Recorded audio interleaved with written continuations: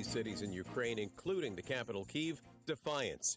Former U.S. Ambassador to Ukraine, Marie Yovanovitch. There is no path to victory for Russia because the Ukrainian people will continue to resist. Saying that Vladimir Putin miscalculated the abilities of the Ukrainian military. Negotiations have resumed in a fourth round of talks between Russia and Ukraine after they were stalled yesterday for what was called a technical pause. ABC News contributor and former Colonel Steve Ganyard also says there's a chance for progress. We don't know what the Russians have asked for, but we do know that Zelensky has changed his position a couple times. We know that he's backed off from saying that they want to join NATO. We know that he's said we will stop flirting with the EU. And the flow of refugees out of Ukraine now nearing 3 million. Poland has taken in almost 2 million of them. Tomorrow, Ukraine's President Volodymyr Zelensky will address the U.S. Congress. Urgent warnings from the Biden White House about COVID response funding. The White House is telling Congress today that it will have to stop critical COVID response efforts because Congress failed to provide additional funding. The White House in recent weeks has been blunt, warning of the dire consequences, including scaling back testing capacity and running out of COVID treatments. The White House last month asked Congress to approve $30 billion more to fight COVID. First, lawmakers scaled back that request, and then at the 11th hour dropped all of the funding from the final bill. Karen Travers, ABC News, Washington. In Washington, D.C., after ATF agents received a tip, a suspect arrested in connection with a string of shootings. 2 of those shootings were deadly, targeting homeless men in Washington, D.C. and in New York City. On Wall Street, futures indicating a higher open. You're listening to ABC News. Do you check your Google search results regularly? You should. People often get their first impression of you or your business online. Negative comments on the internet can impact your life and your livelihood. Take control of your online reputation. Get your free reputation report card at reputationdefender.com. It may reveal negative posts from an ex-employee, upset patient or client, news article, legal issue, or even exposed personal information right there in your Google search results. Uncover what's lurking on the internet about you with reputationdefender.com's patented scan and get your free reputation report card. Or for immediate assistance with your reputation, call 800-401-6681. Our cutting-edge technology helps make your Google search results look their best. Call 800-401-6681. That's 800-401-6681. 800-401-6681. Or take the free scan at reputationdefender.com. New signs that inflation won't be slowing down anytime soon. The Labor Department's producer price tracking prices at the wholesale level shot up 10% last month compared to February of 2021. This as the Federal Reserve starts its latest 2-day meeting tomorrow. The Fed is expected to announce an interest rate hike when the meeting wraps up.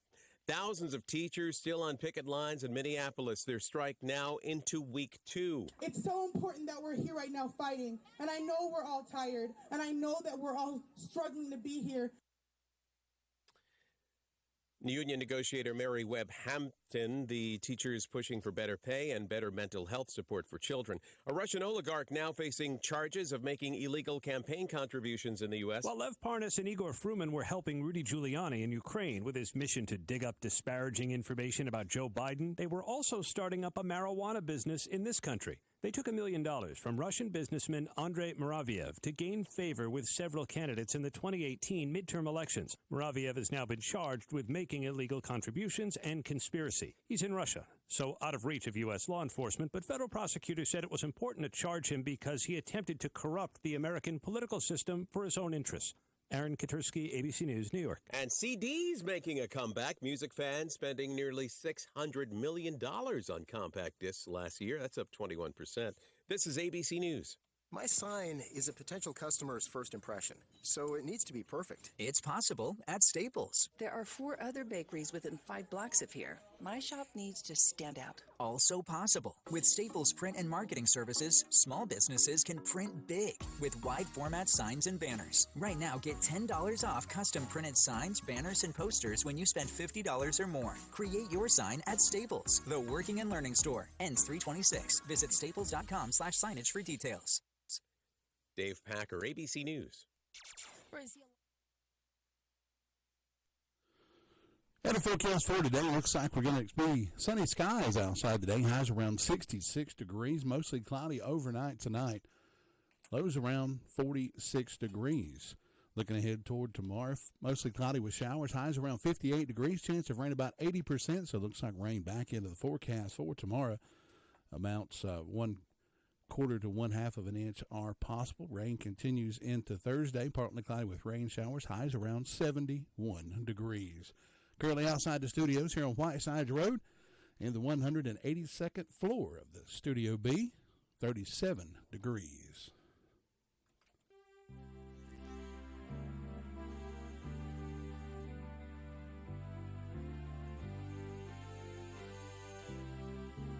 It's time now for My Great America with Jim and Butch, a conversation about positive things about this great country. And now here are Jim and Butch. Hold on just one second. Let me put my Jim outfit on. Here we are. Butch, I'm going to tell you what, that music right there makes me want to wave my flag a little more, bleed a little redder, and load some more magazines. Well, you know what, Todd? I expect you to say something just like that. Folks, Jim is on a little R&R. Todd is here sitting in Jim's seat, and today is a very special program. We've been looking forward to the opportunity. This is My Great America with Jim and Butch. More than 140 episodes since we launched this. It's been a wonderful opportunity to talk about positive and encouraging things in the county. And you know what the great thing is? We get the opportunity today. And by the way, you can go to Friends of My Great America with Jim and Butch on Facebook. And when you go there, you'll find some encouraging comments, but also past episodes. We'll post this episode today. Today is extremely special. We may have the largest tonnage that we've ever had in the studio here. We have got a wonderful program for you today, and it's going to focus on why we in this county ought to be encouraging of our law enforcement officers. You know what, I was reading here recently, and this was so startling. Because of all of the negativity in the United States today regarding policemen and law enforcement and officers in different places around the country, a report just came out a few weeks ago that said one of the biggest challenges facing law enforcement is retention and recruitment within police departments. In a 2021 survey by the Police Executive Research Forum, law enforcement agencies last year reported an 18% increase in resignations and a 45% increase in retirements. You know, police officers, law enforcement officers, been beat up too much. They've been criticized too much, and we're not going to let that happen in this county. So, in the spirit of that, Jesse James of Jesse James Railroad Express, I think 5 years running as the best hamburgers and hot dogs in our county, along with Master Sergeant Freddie Houghton and Lieutenant Ricky Gilbert, are here today with Todd and me to talk about a very special program called Rutherford County Feed the Blue. And Jesse, I know you're not a morning person, but I want you to stir up all the energy that you can and explain to people, what is Feed the Blue? Feed the Blue is a program that we implemented when all this started, defund the police and cops are bad and just all this stuff going on and trying to give police officers a bad name. And we want to give them a place where they can come. They know that they're welcome. They know that they're supported, and they know they're going to get something good to eat. Well, tell us a little bit about Jesse James Railroad Express for people that have never been there before. All right, Jesse James, we're a little restaurant on Railroad Avenue. We've been open 4.5 years. We started out with just a simple menu of sandwiches and chips, and we've grown to what we have now. Been voted the best 5 years in a row. Just a little bitty place. 3 tables inside, 5 or 6 outside. So. Right, but you know what? Every time I go by there, Jesse, it just feels like it's a little slice of our county. You never know who you're going to meet in there. And this program, real quickly, describe what this program is. What is Feed the Blue, and how can people be involved? Feed the Blue, like I said, is just something to make sure that our officers are taken care of while they're on duty, make sure they're fed. It takes energy to ride around and to catch these bad guys, so we're going to give them a little bit of energy to help them catch these bad guys. Now, do they get a uniformed officer can get a free lunch? Any on-duty officer that comes in my store, no matter what department they're with will get a free lunch. Okay, you know what? I'm just going to say this real quickly before we talk to Ricky and Freddie. You need to go, and there's a jar there. You can put money in that jar. It buys some of the food, the burgers, the bread, all the condiments, so we can extend this program to officers in the county and be a little light of encouragement to them. Right. For every $20 you give, it'll feed 2 officers very well. Donations can be made at the store. You can contact me, and we can show you how to make them via online, or we take several different methods of collecting money. Okay, basically what he's saying is he'll take your money and we can help the officers. Freddie, let me ask you, how long have you been with law enforcement? I'm in my 20th year right now. How did you get started? How did I got my Eagle Scout when I was 13 and a half, and good for you. At the time, they ask you what you want to be when you grow up, and of course, there's no 13-year-old knows what they want to be. So, I said a cop, and it's kind of stuck with me, and got through high school and done a little college and everything while I was waiting to turn 21, so I go to the police academy. Great. 20 year here in the county? Yes, sir. Okay, so you're homegrown and you're policing the county that you grew up in. Yep, I'm an old Bostic boy, raised up over there, right at the train yard. That is so good. Raised up. Raised up. Okay. Todd's going to give me North Carolina language instructions here. Raised up. Okay. Okay, so he was raised up in Bostic. Okay. I'm on back now. Let's get back to our conversation. All right. And, has it been tough? Is it tough out there? I mean, people read the Daily Courier or they go online and they hear about incidents in the county. But what's it like to be an officer out there? I mean, what is it like? Well, the biggest part of my career, I didn't get to be out and about and be on the positive side. I spent a lot of my career as a plainclothes detective. And so, I dealt with the worst of the worst. And when I came here to the city a little over 6 years ago, it's kind of like a rejuvenation of my career. I got to come back out and get implemented right into the community, and we have done some things here in the city that I'm so proud of. The one thing I like every year is our guys is so tight-knit at the city. Yeah. Our guys work so hard, and they do things on their own time, like fundraisers. We raise money every year, and we buy kids Christmas. And it's a program we started in 2015. Myself and Lieutenant Gilbert and Lieutenant Holland and some of the other guys was on a call one day, and somebody asked if we could help out with some kids. And it started from there, and then I'm proud to say last year we raised enough money to actually transition over our shop with a cop to a true community fund, and we was also bought 52 kids Christmas last year. Okay. Now let me ask you this, Ricky. How did you get your start, and tell us a little bit about your path in law enforcement?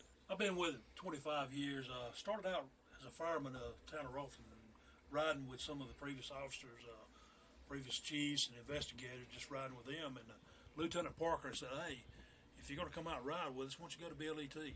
And I said, "Okay, I will." He said, "That way you can do something." So I went to the BLET training, graduated from it. Tell people what that is. Basic law enforcement training. Okay. That's where I went, the night class. So I started working reserves with the town of Rutherford, and decided I want to go full-time, took a full-time job, and started out on the road. Then been in investigation probably 10 to 12 years, over the investigations. Love investigation, love taking a case and working it, trying to find victims' property, returning back property to victims. It's just a good group of guys to work with, just like Master Sergeant Newton said. We all get the fellowship together. We all thankful for each other, and it's getting tougher out there. But overall, I don't regret what I've done as far as that goes. Being in law enforcement, I've met a lot of great people, and there are some bad people out there, but they are many, many more great people than what they are bad. Well, I'm going to tell you this real quickly. I feel about as safe right now as I've ever felt in the county. I mean, it looks like we've got a huddle of defenders that are here. So, Jesse, let me ask you this: where did your love of law enforcement come from? Now, I know you're a big believer in the Second Amendment because it's a rare time I go to Railroad Express that you're not talking about guns, God, or your next menu item. So where did your love of and respect for law enforcement come from? I grew up in downtown Forest City, and I was just right out from the police department. And I had my first encounter when I was 6 years old with the chief of police. I think his name was McDonald, maybe. McDivitt, okay, exactly. Unfortunately, it wasn't a good first encounter. I was 6 years old, and I'd found a yo-yo that I liked, and Mom and Daddy wouldn't buy it for me. So guess what I done? I slipped it in my pocket. Okay, well, folks, we didn't know this, but we've got a rehabilitated shoplifter that's with us today. But anyway, so I took it home, and my little brother ratted me out, so they took me back to the dollar store where I stole it from, the dime store, rather. And the chief of police just happened to be there, and I had to give it back in front of him. Well, that taught you a lesson, didn't it? It did. He gave me a good stern talking to, and then he bought me the yo-yo. Isn't that so? Well, that's a good picture. Now, you know what? And we read so many stories. And listen, you two gentlemen, I'm just meeting for the first time, and I don't know what your political affiliations are, but I'm a born again Republican.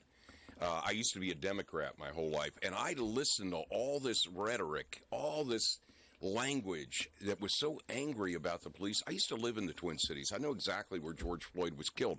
And listen, it's horrific when things like that happen. We're not discounting the pain and suffering of that. But people got mops and started painting with a mop. The police in America are all bad, and that is wrong. And it's not going to be on our watch, and it certainly is not going to be something WCAB lets happen. We're going to be a bright light, and so there's a very specific way that you can be involved. You can plant a stake in the ground and say, we're not going to let that attitude creep in to Rutherford County. We're not going to let it happen. How can you do something practical? Go to Jesse James Railroad Express, put $20 or whatever you can, put a nickel, a dime, a quarter in that jar. That is going to be used 100% to cover the cost. The labor is free. Jesse's donating that. The cost, so that any uniformed officer that goes to Jesse James Railroad Express can get a lunch as a little tangible, practical, simple way to say, we care. We care about you. Now, let me ask you a question. When you look at the county, because we're going to take advantage, Ricky and Freddie, of you being here, when you look at the county, do you have hope for us turning around some of the things that are hard? We know property crimes are often directly related to drug use and the like. When you look at the county, do you think we've got a way? I'm not asking for a political statement, but do we have a road? Do we have a road where we can get to a place where we feel safer and we feel like we got a hold of things? It's not to discount what the police are doing now. It's just recognizing we got a problem. Yeah, I think there's a road that way, and I'm going to go back to what Jesse said. He mentioned a good word, God. First of all, we've got to put God back in our county. Exactly. You know, that's the first thing we've got to do. I think we've let that slip away. But I think there's avenues that we can change our county. There's still good people out here. It's just, first thing, we've got to knock drugs out. It's a tough situation because all your breaking and enterings, your larceny and stuff like that funnel off of drugs.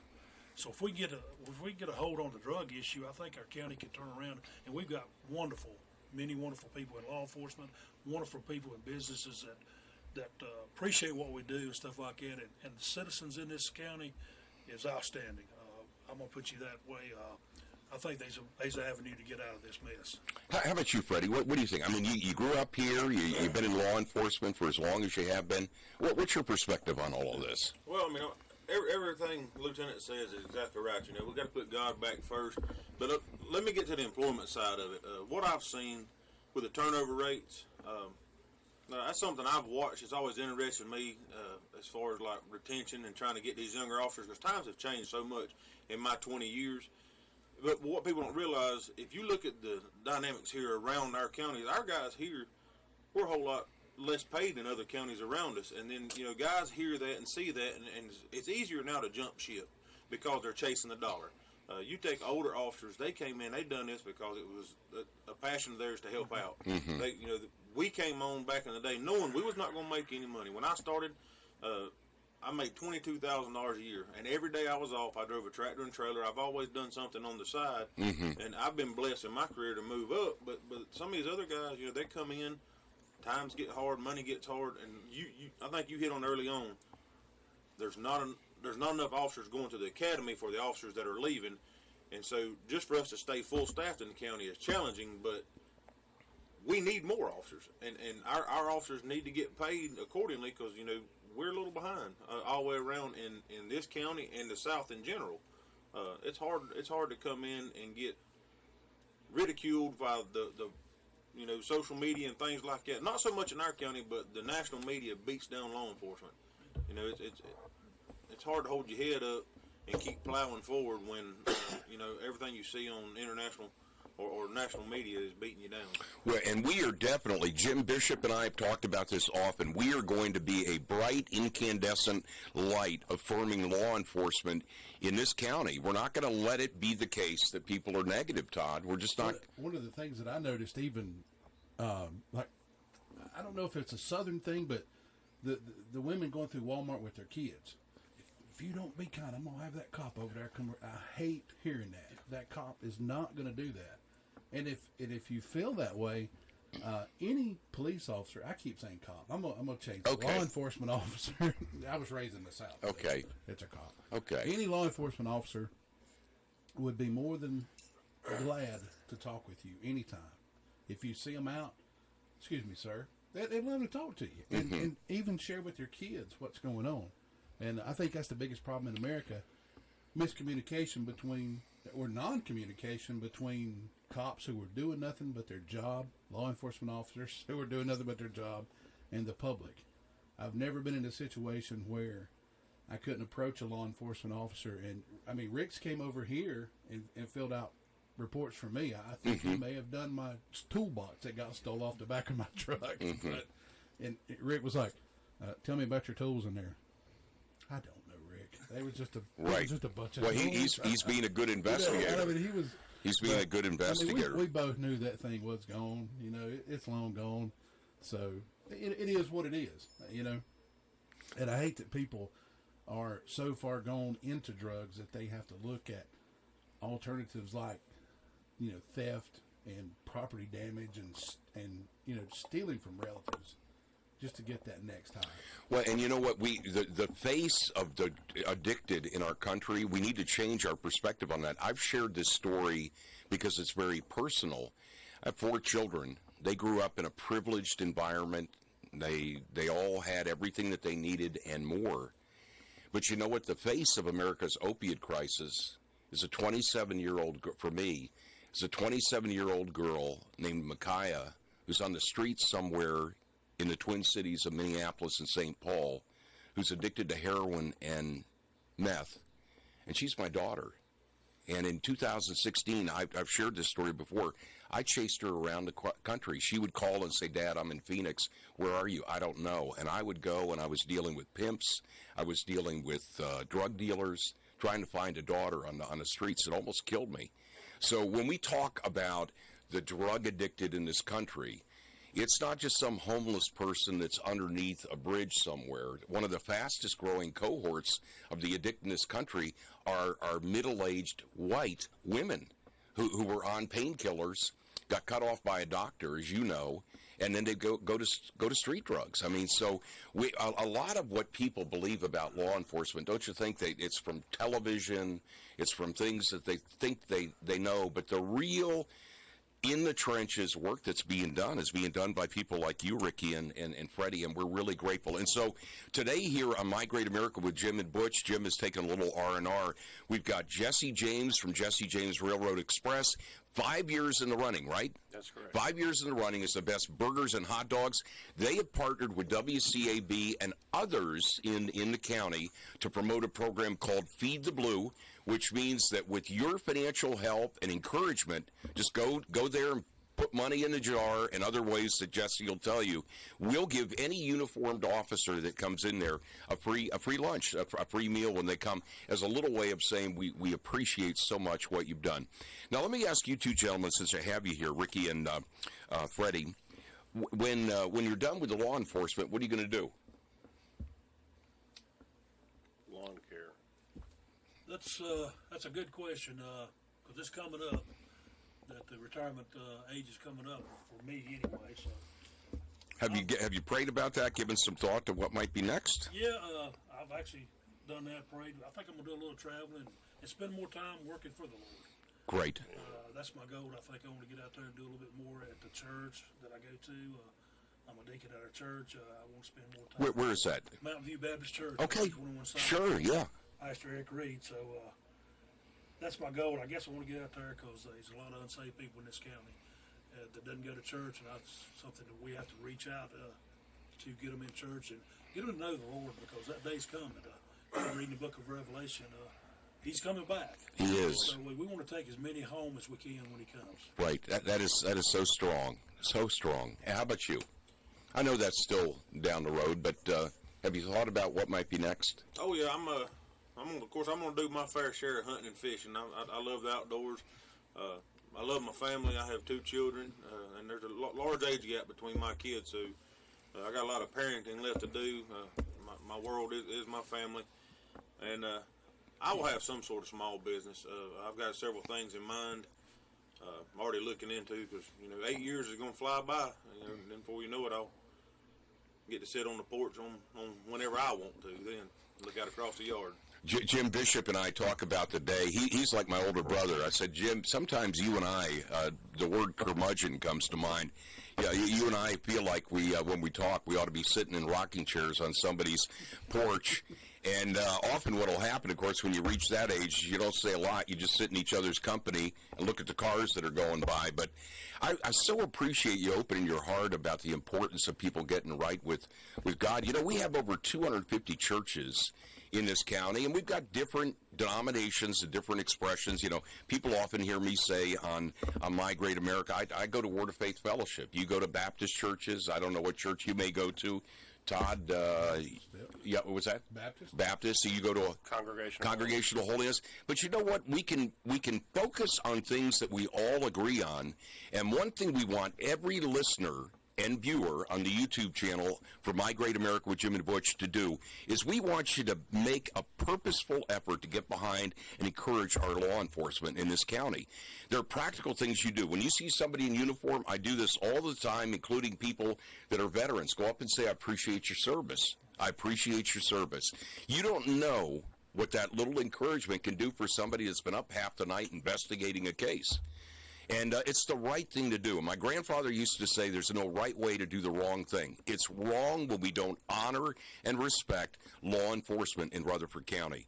And a practical way that you can do that is to go to Jesse James Railroad Express, financially get behind this Feed the Blue program where any uniformed officer can go and get a free lunch there on Railroad Avenue. Now, let me ask you this. When you're out working during the day, I've always wanted to ask this: do you get a technical lunch break? I mean, how does that work? It's played by ear. I mean, if you have time to eat, you eat. I had a great lieutenant, and I didn't think about it back when I was a young officer. But his motto was, we will eat when we get home and sleep when we're dead. But that was the old school mentality with the way we combated the drugs back in 2002 through 2013. Okay. Well, but a lot of times you sit down and you get that call and you get up and you walk out the door, and they've been many restaurants take care of our food and make sure nobody bothers it, warms it, keep it warm and all that stuff. And sometimes we get to go back, sometimes we don't. So it's just whatever the call base is. Well, you know what, Ricky and Freddie, it seems that scripture about being instant in season and out of season really applies to law enforcement. You got to be ready to go at the drop of a hat.